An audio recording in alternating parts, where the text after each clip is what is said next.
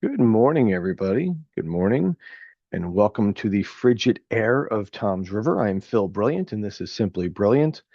And it is Tuesday, December 9th. And what are we, 21 days away from Christmas? We are only 5 days away from the first candle of Hanukkah. That would be this Sunday night. And I better start shopping. Um, I got a lot of people to buy for and not a lot of time. So got to do my best to get out there. And hopefully everyone is doing well. Going to cover a couple of things today. Interesting enough, on the transparency page, we put up a post today that basically used Chat GBT to give a top 10 list of things we would like to see in Tom's River in 2026. So you should go check that out on the transparency page. People were saying we should do a positive post. So that's a positive post. And first comment up there is we'd like to see Phil Brilliant move. Not going to happen. Sorry to disappoint you. Though I talk about it more than I ever have in my entire life, and I've been in Tom's River since 1993, with a couple of years away up in Monmouth County. Um, but you're stuck with me for now. I have a business here. I have a great home here. I love my neighborhood, love my community, and I just want to see, you know, that we respect each other and that we can live in a town that I believe is one of the best, if not the best, in New Jersey. And that starts with government. And I'm going to go over a few things this morning. First of all, I'm going to talk about, you know, last week on Wednesday night, planning board meeting, and they can't get a quorum. That is a failure of leadership and a failure of government from the top. The fact that you can't get, and I'm not going to come up with names and numbers, that you can't get your alternates. You have all these people. If you remember correctly, last year, Daniel Rodrick showed up at planning board meetings to sit in and help make the quorum. Well, actually, he didn't help make the quorum. He just wanted to help make his point that downtown redevelopment was going to go to the courts and not retained decisions and negotiations here in Tom's River. And he got his way, and they're in the courts now. We'll see what ends up happening there with Capadaglia. But didn't get a quorum. I've asked around, I've done some research. It's well over 20 years. And when I say didn't get a quorum, people were there. The meeting was not canceled. The professionals came, they get paid. Uh, the applicants, and there were several applications that night, I think four, including a big development on Route 37 in Bimini and Toms River. So their professionals were there. When I say professionals, so that's attorney, planner, engineer, that the developer is paying for to be there. And so you have four applications of that. You have the professionals from the town, from the engineer to the planner to the attorney. You have the court stenographer. You have the secretary to the planning board.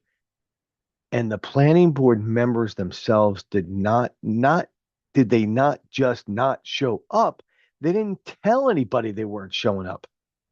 Failure of government, failure of leadership, and it just shows that Daniel Roderick has no control what's going over here in Toms River. He is an absentee mayor who spends most of his day in Irvington, New Jersey. And again, by the way, he needs to support a family. Can you support a family on $75,000 a year? Well, his wife's income is over $100,000 a year. So $180,000 a year, you probably can in Toms River if you haven't overextended yourself. But he's now got $112,000, salary in Irvington. So you figure that out. So they're over, was that 180, 112, so 292, almost $300,000 in their household income. But he can't get anybody to do their job here in Toms River because he's not here. And leadership is missing. And that's what we need to get back in Toms River. And I'm hoping January 1st, we see some of that with our council and that they can take the lead to really start restoring what is good about Toms River and restoring leadership and good government. It ain't going to be easy because Toms River in the Faulkner mayor council system has the strongest mayor in New Jersey. And he did the past 2 years was reduce the municipal code and made the mayor even stronger. And could come back to bite us.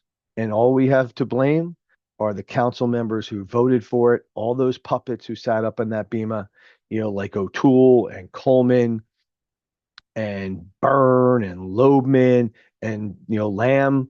He also voted in favor of Rodrick over the past 2 years, absent the last meeting. The last meeting of the year is tomorrow night, 6 o'clock. I urge all of you to come out. Let me tell you what's on the agenda. Oh yeah, there's no agenda yet. You see my pause? That was pretty funny, right? There's no agenda yet. We are at 7:30 on Tuesday. The meeting is 6 o'clock on Wednesday night. We have no agenda yet. I'm sure we'll see it sometime between now and then. I'm sure there's some secrets on there. There'll be some additions. There'll be some surprises because that's all we've seen the past 2 years. But we got to hope that that changes come January 1st. Couple of things. Beautiful party last night. Republicans of Toms River.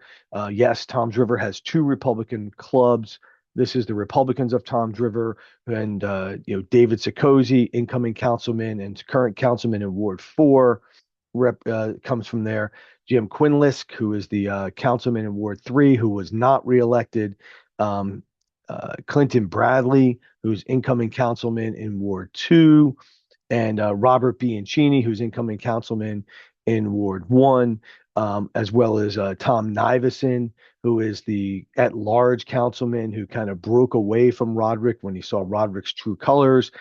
These people were in attendance last night, as well as probably close to 90 others, mix of professionals in town, friends, family, relatives, former Mayor Mo Hill, former councilman, Kevin Gohagan, Matt Latano, Al Manforty, County Commissioner Ginny Haynes, a really good crowd of people who like to be in the room with each other. And to me, that was the thing that I liked the most. Okay. I will tell you, there was this much talk of politics and this much talk of family, friends, and community. Just a great evening, lovely evening. Great job by Ann, who is the president of the club, and just really good feel good night. So I do appreciate being there. And yes, I did have my petition with me to get some additional signatures. I think I picked up about 8 signatures of people, 5 to 8 signatures. I didn't count them up yet, of people who had not signed yet. And by the way, I said it last night. When this is all said and done, January 25th of 2026, whether we get 18,464 signatures or not, I am starting a study of psychology and philosophy of elections because it still boggles my mind sometimes that, and this is not scientifically set yet, 8 out of 10 women will eagerly sign the petition. 2 out of 10 men will sign the petition. Why is that? Maybe it is really that the women in every household wear the pants in the family. They know what they want. They're determined. And I don't want to say, I don't want to put this properly, that they will make a decision as to what they believe, and maybe men languish a little. I'm beating up myself. I'm going to work on that when I'm done because I'll have some time on my hands to do a study, even though I still run a company. I want to spend the rest of my time right now on a little education. And, this is kind of spurred out of a letter that I received this past week, actually a week ago. And so I am going to share the screen. I know you all love when I do that, but, sometimes I need to have some help. And so if you don't think that Toms River wants to shut me up, and Daniel Rodrick, then, you got another thing coming. So if you can see this, I'll blow it up a little. This is a letter from the Township of Toms River Law Division. It's November 17th. It's signed by Jonathan Penny. He is the new attorney who was hired to help Peter Pascarella, who somehow cannot do his job at well over $100,000 salary. But hey, we can't fault him, right? And this is basically, please accept this letter as a notice, references a citation, which, by the way, no longer is correct because this law was changed, but let's not fault them for making mistakes. It's our intention to pursue a protective order from the court limiting the number and scope of requests which may be made by OPRA. It is our contention that the voluminous OPRA requests we have received from you since January 24th have substantially interrupted the performance of government function in multiple municipal departments. And it goes on to explain how I've interrupted, alleging that the requester has sought records thereunder for the purpose of harass a public agency or what the intent to substantially interrupt the performance of governor. So they want to take me to court because they feel I'm harassing the township by asking for OPRAs, okay? Open Public Records Act. It allows anybody to request information from government, local, state, federal. Federal calls it FOIA, by the way. It's Federal Freedom of Information Act. And it's BS in my books, because I have every opportunity and obligation to be able to ask, and I am not harassing. If Daniel Rodrick and his administration provided the truth and was transparent, we would never have to do OPRAs. But we know what we see in his newspapers, in his letters, in his articles are not true, because when we do the OPRA, we find out the truth. We're not harassing. We just want transparency and accountability, and we can't get it unless we do OPRAs and find out the true answers. That's shameful. This is not over. I am not rolling over. They want me to, we are open to mediating with you to come to an amicable solution without the need for litigation. What's the solution? Solution is I'm going to keep doing OPRAs. So I have retained counsel, and counsel has, sent a letter off. I'm going the wrong way. Long story short, basically it goes through all of the, finally, Mr. Brilliant, basically I asked for an extension in a letter. We've kind of withdrawn that. We basically said that it is my intention that I will pursue this to the extent necessary, because, the allegations are false. So that's what that is all said. But here's why I also want to point this out. I'm going to bring you. So this is the Toms River website. If you've never gone there, you should go there. It is tomsrivertownship.com, not .gov, and when you go here, you come in and how do I Open Public Records Act? You can request any information at all from the township. Okay. And I do this frequently. You also can, look up, here's the agenda. It's not posted today. This is all the information. If you go back on a meeting, you can find other documents that are listed, that happened at that meeting. You can find ordinances and everything. You should use this website because it is vital for information. And I want to show you a couple things that you learn when you go do OPRA requests. Okay. So let's first look at, so we know that Clifton Avenue, they have done demolition.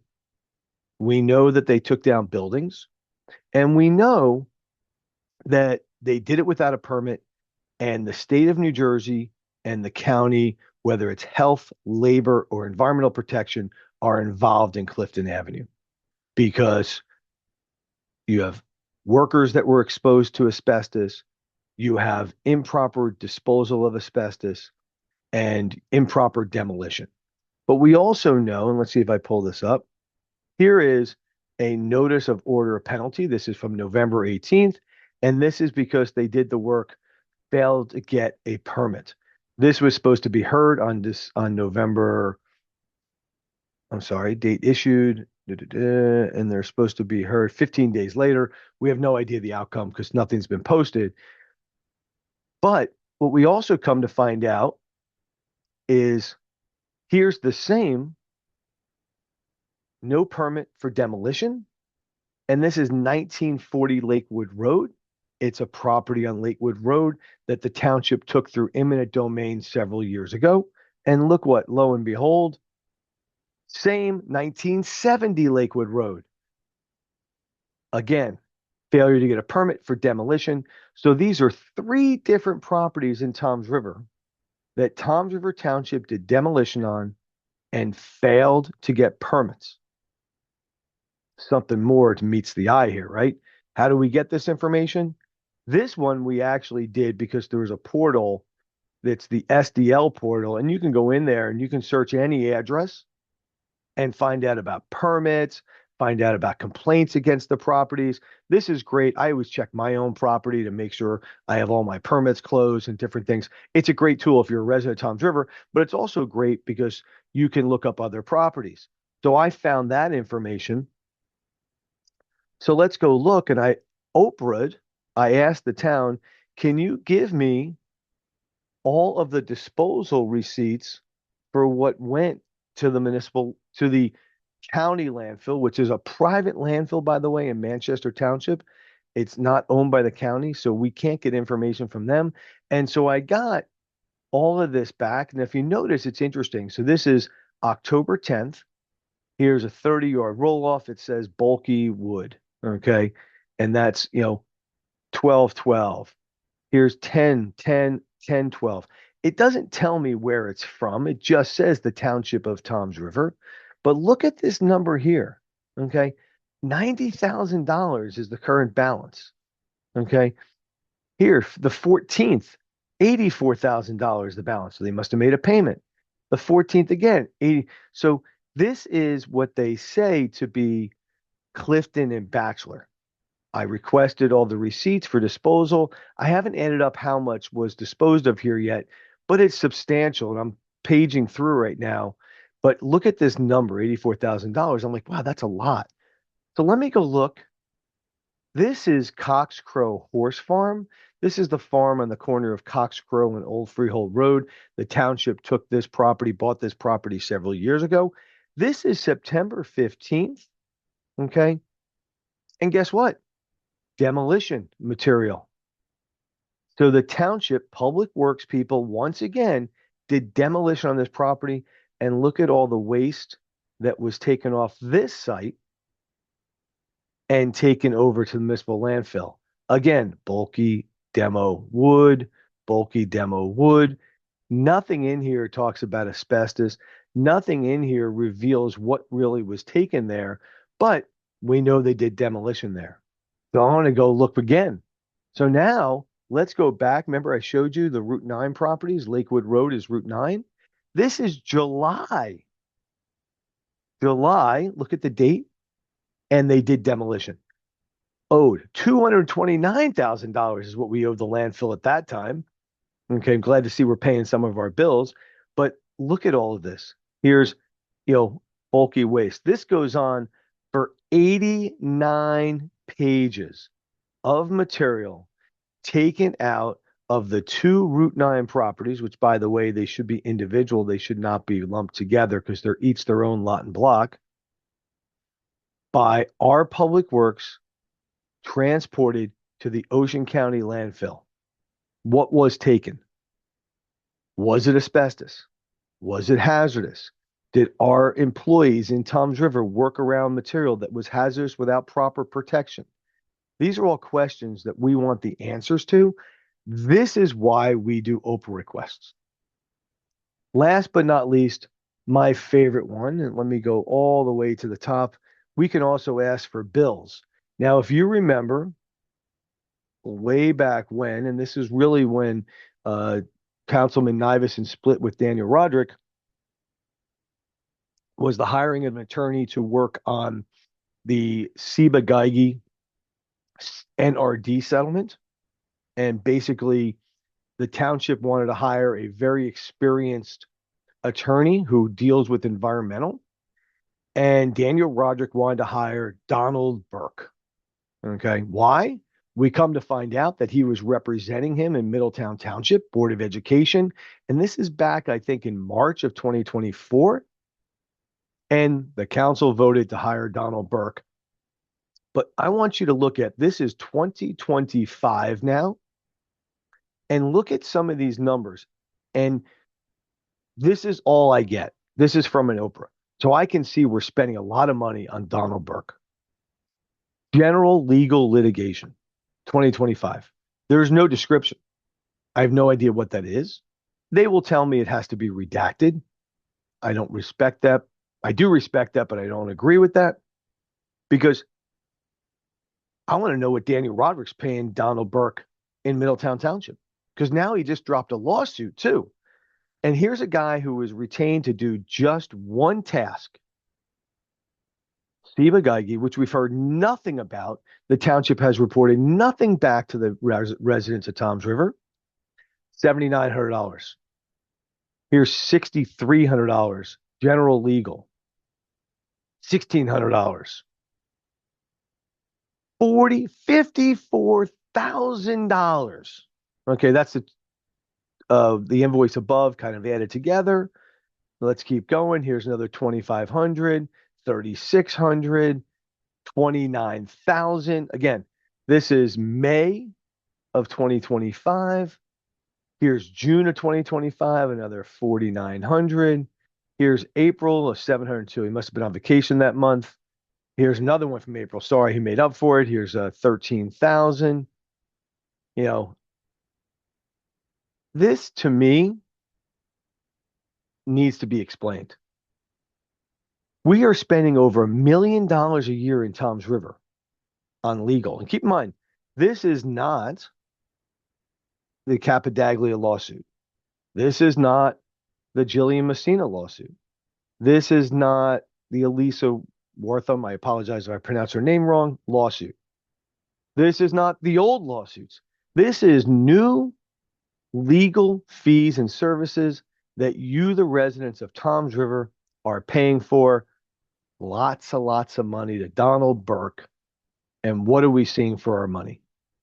That's my question. That's why we do OPRA, because we demand transparency and accountability. And as residents of Toms River, we should get it. Daniel Roderick can yell and scream as much as he wants from the top of the buildings in Toms River, which are no bigger than 5 stories, or 6 stories if you count the Ocean First building. But where is our money really going? That's what we deserve to know. And hopefully in 2026, we'll get a better picture and we'll get an idea, we'll get some transparency. That's why I do OPRA requests and I will not stop.